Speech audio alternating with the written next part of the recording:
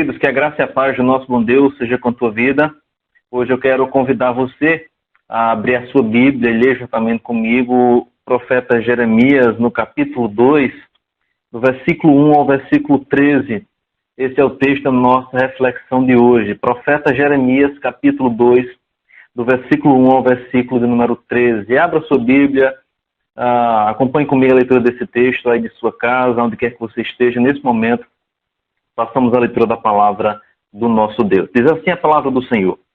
A mim veio a palavra do Senhor dizendo, vai e clama aos ouvidos de Jerusalém. Assim diz o Senhor, lembro-me de ti, da tua afeição, quando eras jovens, e do teu amor, quando noiva, e de como me seguias no deserto, numa terra em que não se semeia. Então Israel era consagrado ao Senhor, e eram as primícias da sua colheita. Todos os que o devoravam se faziam culpados. O mal vinha sobre eles, diz o Senhor. Ouvi a palavra do Senhor, ó casa de Jacó, e todas as famílias da casa de Israel. Assim diz o Senhor, que injustiça acharam vossos pais em mim, para que de mim se afastarem, indo após a nulidade dos ídolos e se tornando nulos eles mesmos. E se perguntarem, onde está o Senhor, que nos fez subir da terra do Egito, e nos guiou através do deserto por uma terra de ermos e de covas, por uma terra de sequidão e sombra de morte, por uma terra que ninguém transitava e na qual não morava homem algum. Eu vos introduzi numa terra fértil, para que comesseis o seu fruto e o seu bem, mas depois de terdes entrado nela, vós a contaminastes, e da minha herança fizestes abominação. Os sacerdotes não disseram onde está o Senhor, os que tratavam da lei não me conheceram. Os pastores prevaricaram contra mim. Os profetas profetizaram por Baal e andaram atrás de coisas de nenhum proveito. Portanto, ainda pleitearei convosco, diz o Senhor, e até com os filhos de vossos filhos pleitearei. Passai as terras do mar de Chipre e vede, mandai mensageiros a Quedar e atentai bem, e vede se jamais sucedeu coisa semelhante. Houve alguma nação que trocasse os seus deuses, posto que não eram deuses? Todavia o meu povo trocou a sua glória por aquilo que é de nenhum proveito. Espantai-vos disto, ó céus, e horrorizai-vos, ficai estupefatos, diz o Senhor. Porque dois males cometeu o meu povo, a mim me deixaram, o manancial de águas vivas, e cavaram cisternas rotas, que não retêm águas. Amém. Com a sua cabeça, nós vamos ter a palavra de oração nesse momento. Deus querido, obrigado, Senhor, mais uma vez, pela tua santa e poderosa palavra. Fala ao nosso coração, abre o nosso entendimento, aplica a tua palavra no mais íntimo do nosso ser. Assim oramos em nome de Jesus. Amém e amém. Queridos, na semana passada nós fizemos uma breve reflexão sobre o chamado de Jeremias, a partir do capítulo 1 desse profeta. Nós meditamos sobre o tema, um chamado urgente, e nós percebemos algumas características, algumas marcas desse chamado urgente. Primeiro, nós meditamos que esse chamado ele é urgente para enfrentar tempos difíceis. A partir da situação que Jeremias estava enfrentando, a partir do contexto de todo o livro da profecia de Jeremias, nós vimos que Deus tem um chamado urgente. E esse chamado urgente é exatamente para enfrentar tempos difíceis. Segundo, nós vimos que esse chamado é urgente para cumprir um propósito eterno. Tudo aquilo que Deus havia designado Jeremias a fazer, fazia parte de um propósito, de um plano estabelecido na eternidade. Terceiro, esse chamado era urgente para ver a intervenção divina. Através da visão da vara da amendoeira e da panela fervente virada para Israel, Deus estava agora mostrando que a intervenção divina viria, que o povo não ficaria ao acaso, que Deus também não passaria a mão sobre o pecado, mas Deus puniria o pecado do povo. Em quarto lugar e último, nós vimos que esse chamado é urgente para uma preparação necessária. Deus disse, Jeremias, prepare-se. Prepare-se para falar. Prepare-se, Jeremias, para enfrentar o povo e eu estarei com você.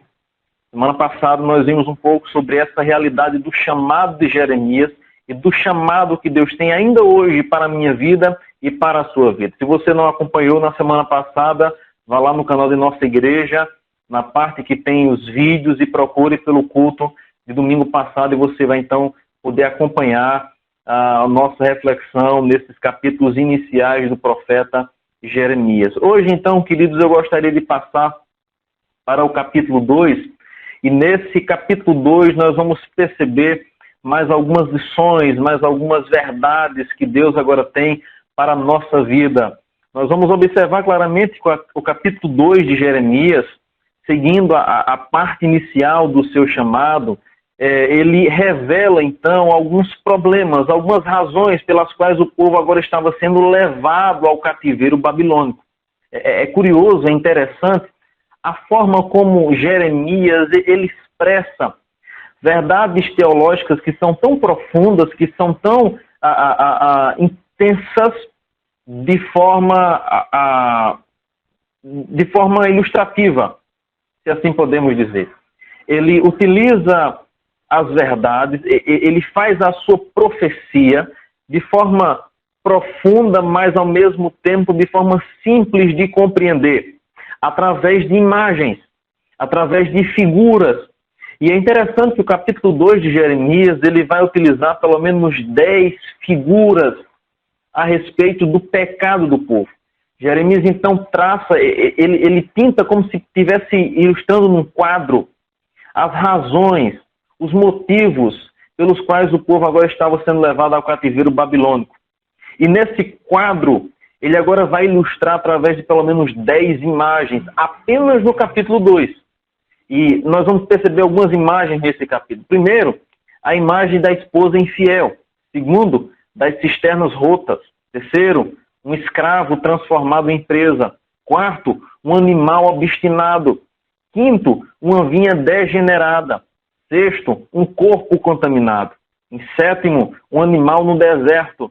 Em oitavo, um ladrão envergonhado que é pego de surpresa. Em nono, uma criança incorrigível. E décimo, prisioneiros de guerra. São 10 ilustrações que nós vamos encontrar apenas no capítulo 2 da profecia de Jeremias, que vão ilustrar, que vão demonstrar a forma como Israel estava perante o Senhor. Ele então mostra Israel como sendo essa esposa infiel, como sendo esse ladrão que foi pego de surpresa, como uma criança rebelde que não aceita a repreensão, que não aceita a correção paterna. Ele então ilustra no capítulo 2 de diversas formas a realidade tão terrível que Israel agora estava vivenciando por causa do seu pecado. Todas essas imagens representam então o comportamento daquele povo e as suas consequências decorrentes então do pecado contra o Senhor.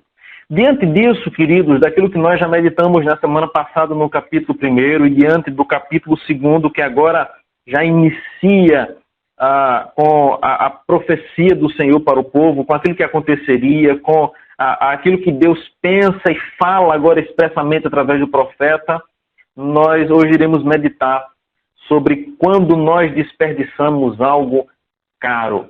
Esse é o tema da nossa reflexão de hoje. Quando desperdiçamos algo caro. Em primeiro lugar, quando nós desperdiçamos algo caro, conforme o texto de Jeremias no capítulo 2, nós somos lembrados do que perdemos. Observe comigo o versículo 1 ao versículo 3, especialmente o versículo 2, quando Deus diz assim: assim diz o Senhor, lembro-me de ti, da tua afeição quando eras jovens, e do teu amor quando noiva, e de como me segues no deserto, numa terra em que não se semeia.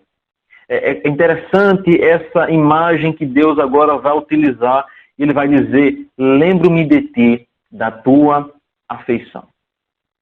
Quando nós desperdiçamos algo caro, a semelhança daquilo que Israel fez, desperdiçou a graça do Senhor, desperdiçou a bondade do Senhor, desperdiçou tantos bens que Deus havia derramado sobre aquele povo no Egito, ao longo da caminhada do deserto, agora na terra de Canaã, que havia sido prometida, diante de tantas bênçãos que Deus havia derramado sobre aquele povo.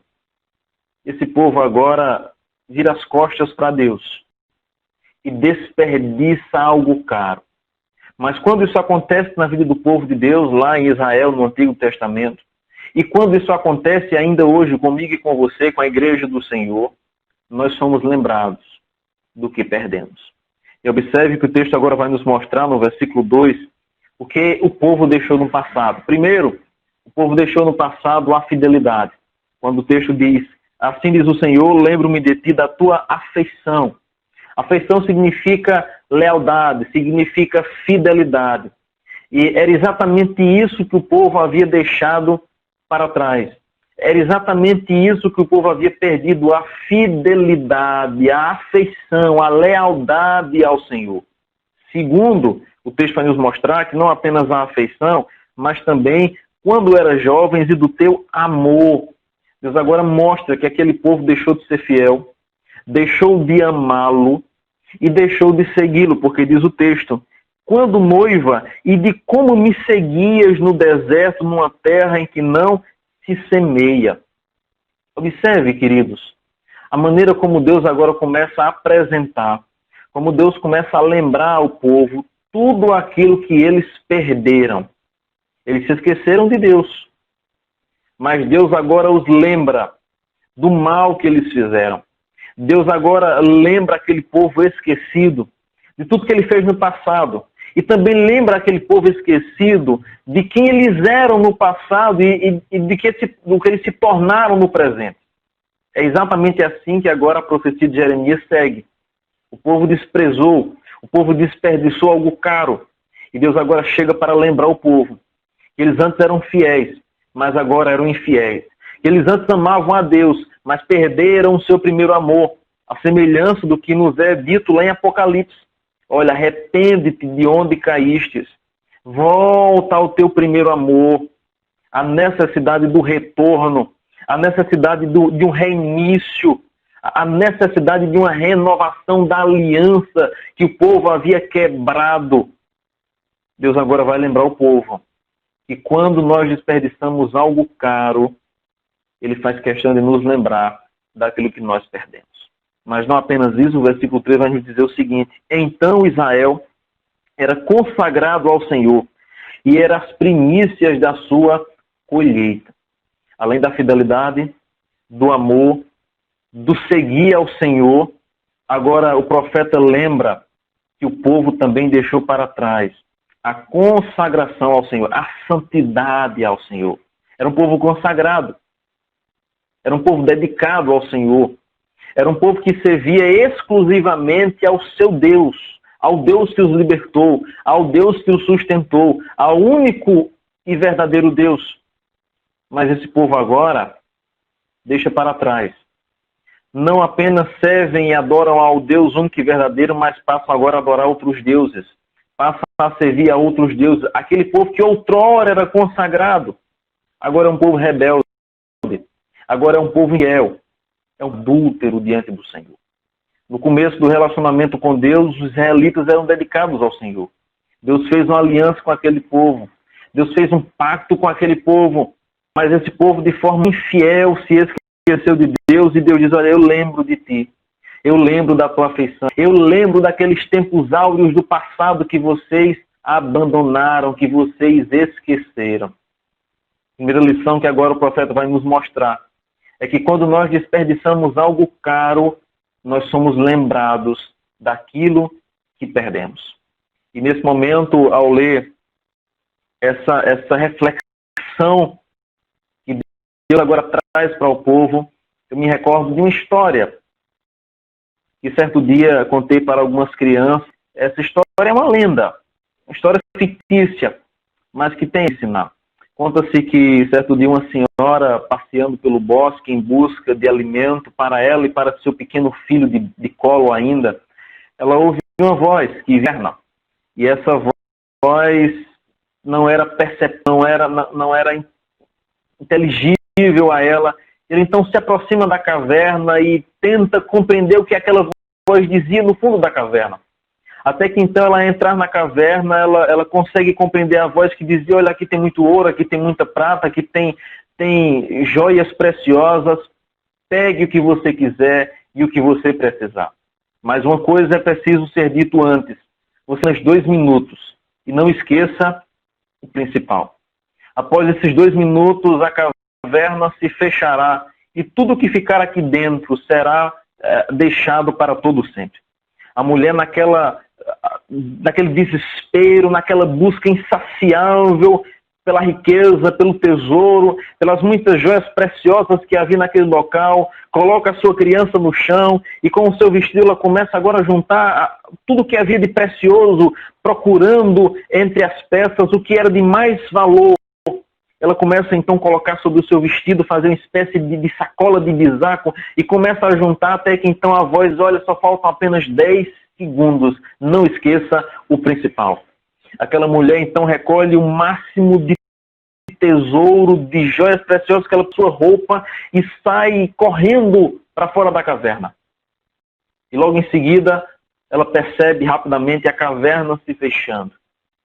Quando então, em um semblante de alegria e festeja e de celebração, ela então pensa, agora sim, a minha vida foi mudada, a minha vida foi transformada, agora eu tenho dinheiro para comprar uma casa, para comprar um carro, para comprar refeição, para dar um futuro melhor para o meu filho. Mas de repente, em uma fração de segundos, ela se lembra que o seu filho ficou dentro da caverna, sentado ao chão. E logo o semblante de alegria, de celebração é mudado, é transformado. Ela conseguiu pegar o tesouro, mas ela esqueceu o principal, o seu filho. É apenas uma lenda essa história, contada para crianças, que é necessário priorizar aquilo que de fato é essencial, aquilo que de fato é principal, de priorizar o Senhor. No entanto, o quanto que essa história infantil, essa lenda, que muitas vezes é contada na escola, nos cadernos infantis, no jardim de infância, ela tem a nos ensinar. Quantas e quantas vezes, queridos, eu e você, trocamos as delícias da casa de Deus, trocamos o tesouro, trocamos a fonte insaciável, inesgotável da presença do nosso Deus por coisas passageiras, por prazeres temporários, por algo que não nos sacia. Essa história, por mais que seja uma lenda, relata e mostra perfeitamente aquilo que Israel fez e aquilo que muitas vezes nós também fazemos. Nós trocamos o Senhor, nós desperdiçamos algo caro, algo precioso demais por aquilo que não tem nenhum valor. Veja que é exatamente isso que Deus agora vai dizer ao povo. Eu lembro de ti, da tua afeição, do teu amor, de como vocês eram. Eu lembro desse tempo, mas a contá-los pelo que fizemos. É exatamente isso que agora acontece do versículo 4 ao versículo de número 8. Aquele povo não apenas desperdiçou algo, aquele povo não apenas esqueceu-se de Deus, o povo agora comete outro, e Deus agora começa a fazer a esse povo. O que é que vocês acharam em mim que não foi suficiente para vocês? Que vossos pais acharam em mim, diz o Senhor. Deus agora faz um questionamento. E o capítulo 2 de Jeremias, ele é cheio de questionamentos. Do começo ao fim, Deus faz questionamentos, Deus faz perguntas. Queridos irmãos, como muitas e muitas vezes uma pergunta de Deus, ela traz embutida todas as respostas necessárias para que nós entendamos a sua mensagem. Foi assim que Deus fez lá no Éden, com Adão e Eva. Lá no princípio, quando eles pecaram, Deus diz, o que é que vocês fizeram? Por que é que vocês se esconderam de mim? As perguntas que Deus faz ao homem e à mulher naquele momento, por si só, já eram reveladoras. Assim acontece com o próprio Jó. Quando começa a questionar a Deus a respeito da vida, a respeito do sofrimento, por que ele está enfrentando tudo aquilo, e Deus então diz, Jó, aonde você estava quando eu lancei os fundamentos da terra? É dessa forma que Deus muitas vezes com uma única pergunta consegue responder todos os questionamentos da nossa alma. Exatamente assim que agora acontece no capítulo 2 do profeta Jeremias. Através de questionamentos, a perguntas, Deus já traz embutido nessas perguntas as respostas, as evidências, os motivos pelos quais o povo agora estava sofrendo e iria ser levado ao exílio babilônico. Primeiro, aquele povo de forma ingrata abandonou a Deus a despeito da redenção de Deus. Aquele povo deixou ao Senhor. Imagine qual seria a sua sensação se um dia você fosse totalmente exposto em um grande telão em praça pública. Você por algum momento já parou para pensar em toda a sua vida, em toda a sua intimidade, sendo exposta em um telão, em praça pública, para que todos vejam o que você faz no mais íntimo do seu ser? Você parou para pensar um dia o quão vergonhoso seria a sua vida ser totalmente exposta, toda a sua intimidade ser revelada, ser despida? Imaginou o quão constrangedor, o quão vergonhoso isso seria para a sua vida? Mas é exatamente assim agora que Deus vai fazer com esse povo de Israel. Aquele povo pecou contra o Senhor, aquele povo brincou com o Senhor, aquele povo desperdiçou algo de muito valor, algo caro que Deus havia dado a eles de graça. E Deus agora começa a revelar os pecados daquele povo. Deus agora começa a despir aquele povo e mostrar por qual motivo aquele povo estava sendo levado cativo. Aquele povo abandonou a Deus. E Deus diz: que injustiça vossos pais acharam em mim. E algo curioso acontece aqui, porque o texto vai dizer o seguinte: indo após a nulidade dos ídolos e se tornando nulos eles mesmos. Sabe o que acontece aqui agora? O povo troca o Senhor, o povo abandona o Deus único, vivo e verdadeiro, por ídolos feitos por mãos humanas. E como consequência, agora Deus vai mostrar ao povo que eles se tornaram exatamente iguais aos ídolos. Você se torna aquilo que você adora. É isso que acontece com o povo agora. O povo começa a adorar. Esse povo começa a servir ídolos que não tinham nenhum valor. Ídolos feitos pelas mãos humanas. Eles começam a adorar as obras da criação, as obras da criatura, ao invés de adorar o Criador. E Deus diz ao povo agora: que injustiça vocês acharam em mim? Vocês se afastaram de mim, se entregaram à nulidade dos ídolos e se tornaram nulos eles mesmos. Vocês se tornaram iguais aos ídolos que vocês estão adorando, porque você se torna aquilo que você adora. Foi dessa forma que o povo então reagiu diante de tudo que Deus havia dado, em ingratidão. A noiva amada de Deus se tornou infiel ao seu noivo. E a causa da infidelidade não era a injustiça de Deus. Não era alguma falta em Deus. A causa da infidelidade, a causa de tudo aquilo, era o pecado do próprio povo. Aquele povo de Deus, de forma ingrata, abandona a Deus a despeito de sua proteção. O Deus que os guiou, o Deus que os protegeu, o Deus que supriu as necessidades, o Deus que esteve presente, agora foi trocado por um Deus criado pelas mãos humanas. Aquele povo abandona a Deus a despeito da provisão do Senhor.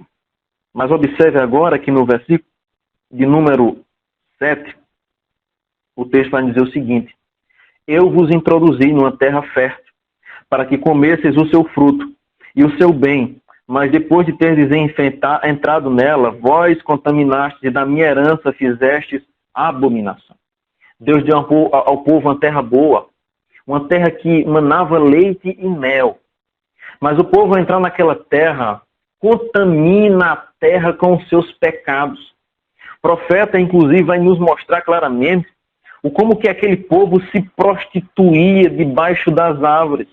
Capítulo 2 ainda, no versículo de número 20, Deus vai dizer assim: ainda que há muito tempo quebrava eu teu jugo e rompia as tuas ataduras, dizias tu, não quero servir-te, pois em todo outeiro alto e debaixo de toda árvore frondosa te deitavas e te prostituías. A terra santa, a terra que manava leite e mel, a terra dada de graça para o povo, agora foi utilizada de forma incorreta, de forma pecaminosa. O povo se prostituía naquela terra. Essa é a gravidade, esse é o pecado do povo. O povo recebeu algo caro, mas desperdiçaram. Desperdiçaram a graça, desperdiçaram o favor, desperdiçaram a proteção, desperdiçaram a provisão de Deus, desperdiçaram a presença de Deus no meio deles. E agora o profeta vai apontar o pecado, vai apontar os responsáveis por esse erro. Versículo número 8. Os sacerdotes não disseram: onde está o Senhor? E os que tratavam da lei não me conheceram. Os pastores prevaricaram contra mim. Os profetas profetizaram por Baal e andaram atrás de coisas de nenhum proveito. O povo é um retrato de sua liderança, isso é uma verdade. A liderança, ela reflete. A liderança, ela influencia. E o povo, diretamente ou indiretamente, sempre será influenciado pela sua liderança. O povo é um retrato da sua liderança. E é impressionante, queridos, o quanto que nesse texto nós vamos perceber o grave pecado da liderança. Deus vai nos mostrar no versículo 8 que os sacerdotes tornaram-se omissos diante do Senhor. Diz o texto aí: os sacerdotes não disseram: onde está o Senhor? Eles não se importavam com Deus, eles não perguntavam por Deus, eles não se preocupavam com o Senhor, se tornaram omissos. Segundo, os mestres da palavra se tornaram ímpios. Ao invés de praticarem a justiça, ao invés de andarem em retidão, se tornaram homens ímpios. Terceiro, os pastores que deveriam cuidar, que deveriam abençoar, que deveriam edificar, que deveriam proteger, se tornaram aproveitadores. Quarto, os profetas, que deveriam profetizar em nome do Senhor, que deveriam cuidar do povo pelo Senhor, se tornaram apóstatas. Eles profetizaram em nome de Baal. O povo comete coisas terríveis. Eles trocaram o Senhor e perderam o seu valor. Eles se esqueceram de Deus e foram ingratos. Eles contaminaram a terra valiosa e foram para um deserto que não tem água. Foi esse os pecados que Israel cometeu diante do Senhor. Por isso Deus agora diz: eu lembro de ti. Coisas terríveis acontecem aqui envolvendo a liderança e envolvendo o povo.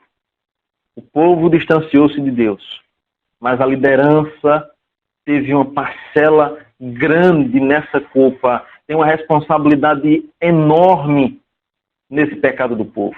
Porque os líderes, os pastores que deveriam ensinar, que deveriam conduzir, que deveriam guiar aquele povo, foram os que conduziram o povo à perdição, abandonaram ao Senhor, esqueceram-se do Senhor. E quando nós desperdiçamos algo caro, em primeiro lugar, Deus nos lembra daquilo que nós perdemos. Em segundo lugar, nós somos questionados pelo que fizemos. Mas em terceiro e último lugar, nós somos acusados pelo que escolhemos. Quando nós desperdiçamos algo caro, quando nós desperdiçamos algo valioso, Deus agora vai acusar a nossa escolha. Observe o versículo 9 e o versículo 13. A parte que para mim é a principal do texto, diz assim: portanto, ainda pleitearei convosco, diz o Senhor, e até com os filhos de vossos filhos pleitearei. Passai as terras do mar de Chipre, e vede, mandai mensageiros a Quedar, e atentai bem. Vede se jamais sucedeu coisa semelhante. Houve alguma nação que trocasse os seus deuses, posto que não eram deuses? Todavia, o meu povo trocou a sua glória por aquilo que é de nenhum proveito. Deus agora faz uma convocação nessa sua acusação. Deus diz: olha, vão do Ocidente ao Oriente. E ele utiliza aqui duas cidades, duas regiões. As terras do mar de Chipre, mandem mensageiros também a Quedar. Regiões opostas. E Deus diz: olha, de um lado ao outro, do Oriente ao Ocidente, observem a terra, vejam os povos, olhem para as nações ímpias e tentem encontrar algum povo ímpio que fez aquilo que o meu povo fez comigo. Diz o texto agora que nenhuma nação trocou os seus deuses, que na verdade não eram deuses, mas Israel assim fez com o Senhor. Sabe o que significa? As nações que estavam ao redor de Israel e também as que estavam distantes de Israel, que não conheciam ao Senhor, que não serviam a Deus, que não observavam a lei do Senhor, eram fiéis aos seus ídolos. Ídolos criados pelas suas próprias mãos. Ídolos que não tinham nenhum valor. Mas Israel, que era o povo santo, que era o povo separado, que era o povo que conhecia ao Senhor, não era Deus verdadeiro. Pelo contrário, eles passaram a desejar os ídolos das nações vizinhas. Eles tinham uma fonte de água viva. O versículo 13 vai dizer isso, porque 2 males cometeu o povo. A mim me deixaram o manancial de águas vivas e cavaram cisternas rotas que não retêm água. O povo que tinha um manancial de água viva no seu meio, o povo que tinha um Deus criador dos céus e da terra, protegendo, cuidando, dando provisão a eles diariamente, o povo que tinha absolutamente tudo que era necessário para a sua existência naquele local, preferiram agora os deuses das nações, os deuses que não tinham poder, os deuses criados pelas mãos humanas. E Deus agora acusa o povo.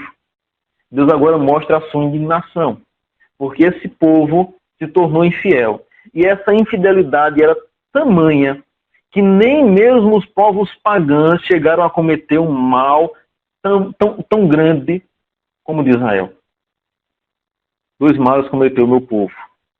A mim me deixaram o manancial de águas vivas e cavaram cisternas rotas que não retêm águas. O povo estava com Deus, o Deus provedor, mas preferiram servir aos outros deuses. Eles não encontraram satisfação em Deus.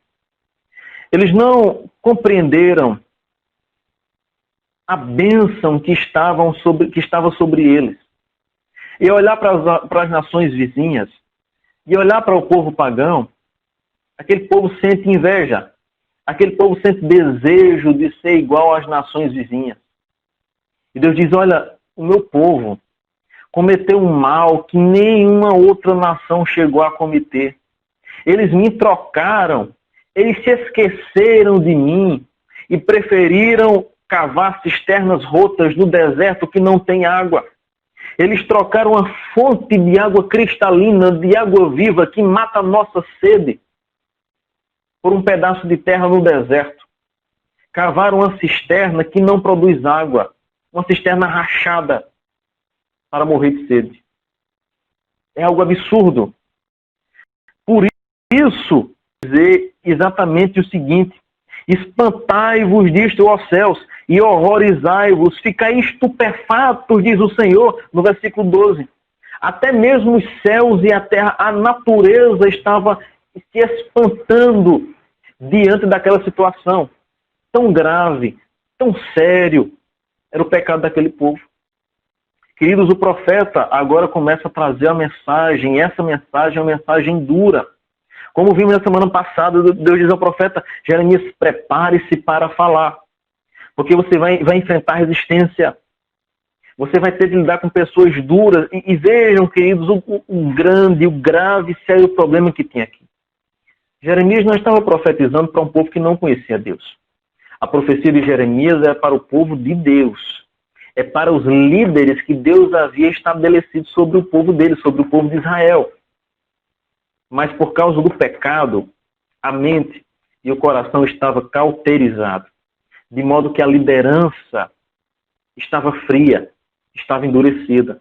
E o povo, de igual modo, seguia para uma terra que não brotava água, distanciando-se do Senhor. O que esse texto nos ensina? Diante de tantas lições que nós já começamos a observar desde o versículo 1, nós podemos observar claramente que o povo perdeu o prazer em Deus. Mais do que nunca, este é um momento onde nós paramos para refletir o quanto que nós desperdiçamos algo precioso. Mais do que nunca, esse é o momento para nós refletirmos o quanto que nós desperdiçamos, o quanto que nós não aproveitamos o tempo, a oportunidade para ir à casa do Senhor. Queridos, ao observarmos os deuses das nações vizinhas, assim como fez Israel, ao observarmos os ídolos que ainda hoje existem, ao observarmos outras religiões e os seguidores dessas demais religiões, o que nós percebemos claramente é que homens e mulheres que vivem a idolatria sacrificam até mesmo a sua vida, pagam penitências caras, andam longas distâncias para fazer uma oferenda, para pagar uma promessa, para tentar agradar a um Deus que na verdade não passa de pó e cinza. E quantas vezes eu e você nos dedicamos ao trabalho do Senhor? Eu creio que esse momento, mais do que nunca, é um momento que nos leva a uma reflexão profunda a respeito de como nós temos encarado o nosso prazer em Deus. Aquilo que tem dado satisfação, alegria para a nossa alma. Quantas e quantas vezes nós sentimos preguiça de ir à casa do Senhor? Quantas e quantas vezes o culto se torna fatigante? Quantas e quantas vezes nós não nos preparamos para estar reunidos com os irmãos, louvando ao Senhor? Quantas e quantas vezes, quando tudo estava normal, nós preferimos ficar em casa, assistindo televisão, deitado em nossa cama, sentado em nosso sofá, satisfazendo os nossos próprios desejos, porque nós tivemos preguiça de ir à casa do Senhor.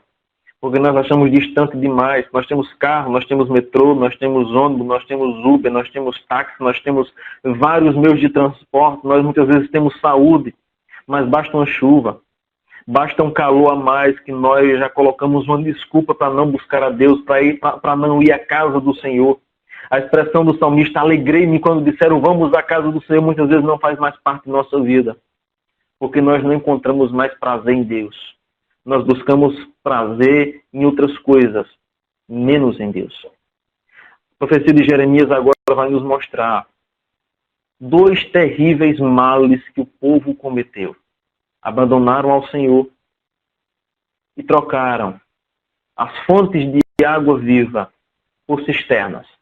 Cisternas rotas que não retêm águas. Muitas vezes é assim com a sua vida. Quantas vezes você tem trocado as delícias eternas? E o Salmo diz isso claramente, na presença do Senhor, a plenitude de alegria e há delícias perpetuamente que não se acabam com facilidade, mas que perduram por muito tempo. Quantas e quantas vezes nós trocamos o prazer, a bênção de estarmos com o Senhor por coisas nulas, por coisas vãs. Nós trocamos viva por cisternas rotas que não retêm água. Quantas e quantas pessoas têm buscado a satisfação na bebida, porque Deus não satisfaz completamente a sua alma. E esse é o grande problema da bebida. O problema da bebida não é ela em si, não é o líquido em si, mas é porque muitas vezes Deus não é suficiente, pelo menos em nossa vida, para nos satisfazer, para nos completar, e nós então tentamos buscar prazer em outros meios, na bebida, no cigarro, nas drogas, no sexo, em outros vícios demais. Quando Deus não satisfaz completamente a nossa alma, o vazio que há em nosso coração, tenta ser preenchido por outras coisas, mas são coisas passageiras. Assim como a alegria e o cigarro, da bebida, da droga, do sexo ilícito é passageiro, assim o prazer que nós buscamos fora e distante de Deus também logo passará.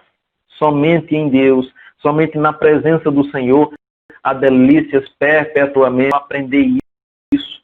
Eles trocaram, eles abandonaram, eles se esqueceram do seu Deus e buscaram coisas que não tinham nenhum valor. E eles se tornaram aqueles que eles adoravam, porque você se torna aquilo que você adora. De pararmos, de refletirmos a nossa caminhada com Deus. Onde nós temos buscado prazer. Em quem nós nos contentamos. Aonde está a nossa alegria. A vida pela morte como fez Israel. E por causa disso, duras consequências eles sofreram. 70 anos no exílio babilônico por causa do pecado. Os ídolos preferiram os deuses do que o Deus criador dos céus e da terra. Que não seja assim comigo e com você, mas que Deus nossa maior satisfação, que em Deus encontrar ação para Deus é suficiente, a nossa Deus, como diz as Escrituras.